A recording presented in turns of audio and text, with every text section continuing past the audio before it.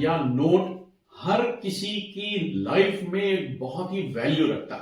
मैंने अक्सर देखा है कि चाहे पढ़ा लिखा इंसान हो चाहे अनपढ़ इंसान हो, जब नोट गिनने की बारी आती है तो वो कभी गलती नहीं करता, क्योंकि नोट ऐसी चीज है जो सब कुछ सिखा देता है।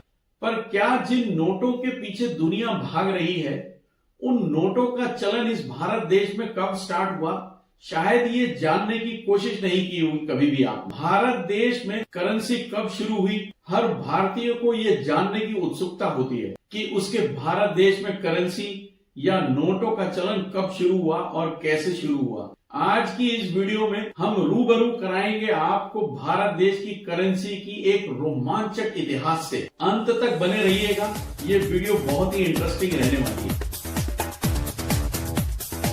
हाय, मेरा नाम है JS खंडूजा और आप देख रहे हैं आपका अपना YouTube चैनल निवेश बडी। दोस्तों, वीडियो अगर आपको पसंद आए तो लाइक करके चैनल को सब्सक्राइब जरूर कर लीजिएगा और बेल आइकन को भी दबा दीजिएगा, सो दैट फ्यूचर में आने वाले सारी वीडियोस के नोटिफिकेशन आप तक पहुंच जाएंगे। दोस्तों, भारत में एक समय था जब हमारे देश में सोने और चांदी के सिक्के चलते थे और उस समय भारत को सोने की चिड़िया कहा जाता था। सोने की चिड़िया कहे जाने वाले इस भारत देश में फिर ऐसा क्या हुआ कि सोने के सिक्के बंद करके कागज के नोटों का चलन शुरू हो गया। क्यों हिंदुस्तान में कागज के नोट लाने पड़े, आइए इसे जानने की कोशिश करते हैं और देखते हैं भारत के कागजी नोटों की दिलचस्प कहानी। बेसिकली रुपए शब्द की उत्पत्ति संस्कृत के रुपया शब्द से हुई है, जिसका अर्थ चांदी होता है। इंग्लिश में जिसे रॉट सिल्वर कहते हैं या सिक्के के रूप में ढली हुई चांदी, और इसीलिए बाद में रुपए शब्द का प्रयोग मोहर लगे सही आकार के चांदी के सिक्कों के लिए होने लगा और ये सिक्के भारत देश में 17वीं शताब्दी तक चले।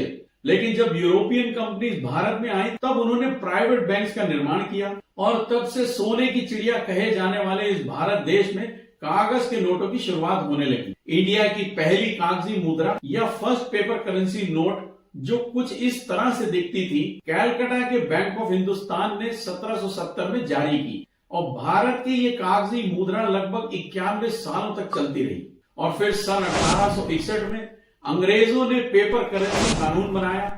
तब उन्होंने 10, 20, 50, 100 और 1000 रुपए के नोट जारी किए, जिस पर क्वीन विक्टोरिया की इमेज थी। लेकिन ये मुद्रा या ये पेपर करेंसी भारत के सभी हिस्सों में ना चल सकी, क्योंकि उस समय अंग्रेजों के अलावा भारत के कई हिस्सों पर विभिन्न देशों का कब्जा था। जैसे गोवा और दमन दीव के क्षेत्र पर पुर्तगालियों का कब्जा था और इसीलिए वहां पुर्तगाली करेंसी ही चलती थी, जो देखने में कुछ इस तरीके से लगती थी। आप देख सकते हैं कि इस पुर्तगाली नोट पर पुर्तगाली राजा की इमेज है और इन नोटों को प्रिंट करने की जिम्मेदारी बैंक ऑफ अल्तमेरानो की थी। वहीं भारत के दक्षिण क्षेत्र यानी साउथ इंडिया साइड में मेजरली फ्रांस का कब्जा था, जैसे कि केरला, तमिलनाडु, पौंडीचेरी के कुछ हिस्से और पश्चिम बंगाल के यमन के कुछ भागों में करेंसी जारी करने की जिम्मेदारी फ्रांस देश की बैंक ऑफ इंडोसीन को दी गई थी। बैंक ऑफ इंडोसीन द्वारा प्रिंट हुआ करेंसी नोट कुछ इस तरीके से दिखता था। इस 50 रुपए के नोट पर मॉरिस डुप्ले की इमेज थी, जिन्होंने भारत में फ्रांसीसी शासन की स्थापना की थी। 1917-1918 के समय में हैदराबाद अपने आप को हिंदुस्तान से अलग मानता था, जिसकी वजह से हैदराबाद के निजाम को उस समय खुद की करेंसी जारी करने का अधिकार दे दिया गया था। 1914 से 1918 के बीच प्रथम विश्व युद्ध चला और इस युद्ध के लंबे समय तक चलने के कारण भारत देश में धातुओं की भारी कमी होने लगी और इस कमी के कारण उस समय भारत की मोरवी और धरंगधरा रियासतों ने कागज के करेंसी के नोट जारी किए। तब उस करेंसी को हरवला कहा जाता था, जो देखने में कुछ इस प्रकार से लगती थी। 1939 से लेकर 1945 के बीच उसी प्रकार दूसरे विश्व युद्ध के दौरान भी जब देश में धातु की बेहद कमी महसूस होने लगी तो धातु के सिक्कों को ढालना बंद करना पड़ा। देश की लगभग 36 और रियासतों जैसे गुजरात, राजस्थान, सिंध, बलूचिस्तान, बूंदी और मध्य प्रांतों ने धातुओं के सिक्कों के स्थान पर कागज के टोकन जारी किए। बूंदी रियासत का ये एक आने का टोकन कुछ इस प्रकार से नजर आता था। भारत में आरबीआई यानी रिजर्व बैंक ऑफ इंडिया की स्थापना 1 अप्रैल 1935 में हुई, जिसके बाद आरबीआई को भारत में करेंसी को छापने और जारी करने का अधिकार मिला। आरबीआई द्वारा जो सबसे पहली कागजी करेंसी छापी गई थी वो 5 रुपए का नोट, जिस पर किंग जॉर्ज 6 की इमेज थी। 5 रुपए के इस नोट को आरबीआई ने सन 1938 में छापा था, परंतु फ्रीडम फाइटर सुभाष चंद्र बोस को अंग्रेजों की तस्वीर वाली करेंसी अपने भारत देश के लिए मंजूर नहीं थी। इसलिए सुभाष चंद्र बोस ने 1943 में अपनी एक करेंसी लॉन्च की, जिस पर उनका खुद का फोटो था।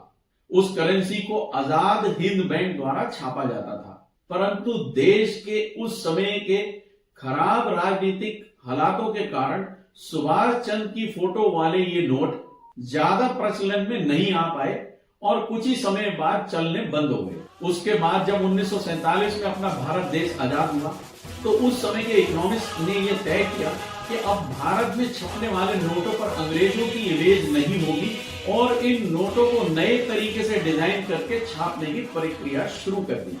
आजाद भारत में पहली बार नए तरीके से छपने वाला नोट 1 रुपए का था, जिस पर किंग जॉर्ज 6 की बजाय अब सारनाथ के अशोका एम्बलम यानी अशोक की लाट की फोटो छपी थी।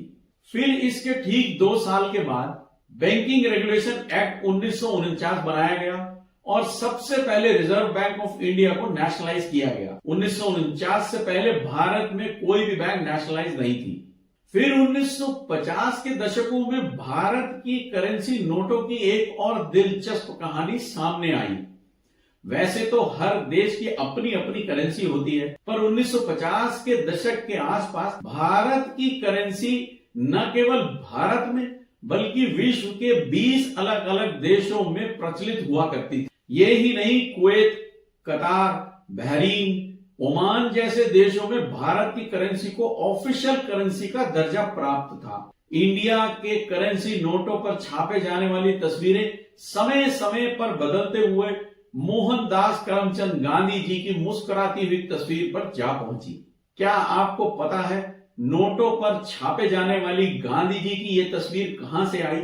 ये तस्वीर 1946 में राष्ट्रपति भवन में ली गई, जिसमें Gandhi ji Frederick William Pethick के साथ खड़े थे। गांधी जी की इस तस्वीर को पहली बार 1987 में 500 रुपए के नोट पर छापा गया था और फिर 1996 में आरबीआई ने इस तस्वीर को ट्रेडमार्क बनाते हुए भारत के सभी कागजी करेंसी पर छापना शुरू कर दिया। मॉडर्न जमाने की इंडिया के इन नोटों को यदि गौर से देखें तो इन पर टोटल 17 भाषाओं में डिनोमिनेशन लिखा होता है।